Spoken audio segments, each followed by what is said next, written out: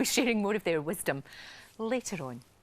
But first, I'm joined by two women whose lives were transformed in 2003, the winners of Opportunity, Denise Lee and Jane Gilchrist. Lovely to see both of you. Hello. What a year it's been. It has. Absolutely extraordinary. I mean, Jane, who would have thought that you'd be sitting here, that it all would have happened? It's just been amazing, hasn't it? We're still pinching ourselves, aren't we, Dee? Yeah, we we are. constantly, every day, wake up and thinking, is it really happened? Has it really happened? No, it wasn't a dream. And we're not waking up and making porridge, that's for sure. Your album's done really well, though. This Yes, was the about 250,000 now. English National Opera. I mean, it's just brilliant. There's some absolute crackers in here. I know you're going to be performing for us later on, but some really, really good stuff.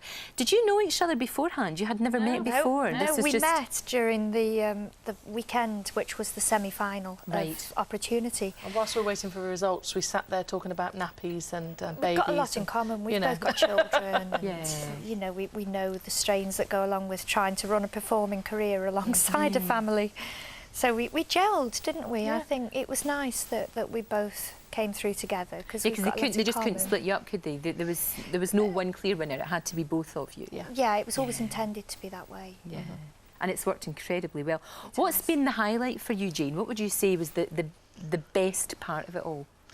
The best moment I can give you was when I was on the Coliseum stage, so after the first duet, which I sang with my father, and the applause that went up after it, and people standing up in their seats, and I had to stand on stage and not pull any facial expressions, not smile, not do anything, and my heart was, you know, going 10 to the dozen, and I'm thinking, oh my God, they're doing that for me, and it was lovely, brilliant, fantastic absolutely moment. brilliant. And Denise, what was the best for you?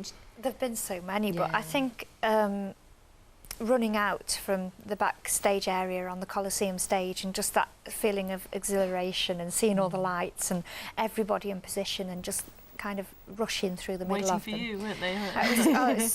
It was fantastic. But I think also standing in the green room above the studio in Abbey Road was a special moment as well. Yeah, we had a few tears, didn't we? We did. It was one of those moments where you think to yourself, I'm going to remember this forever. Yeah. You know, and that's a gift, isn't it, if you can recognise that at the time. Yes, and enjoy it and savour the whole experience.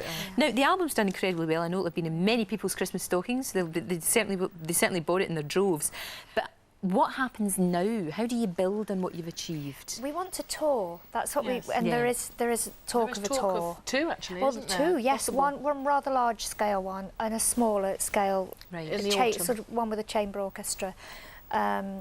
And we want to build repertoire and, you know, sort of go out there and meet the people who are buying the CDs. So that's the thing. So the next thing would be, definitely would be the tour. Yes. That would be what you both... It would probably be in the spring. Yeah. In the springtime, which would be really good. Like I say, you want to sort of keep the momentum up because now you've got a taste of this. Yeah. Clearly, it's always what you wanted to do. We're going to be hell to live with if this. If we're not touring next spring, we're going to be chewing the table legs off.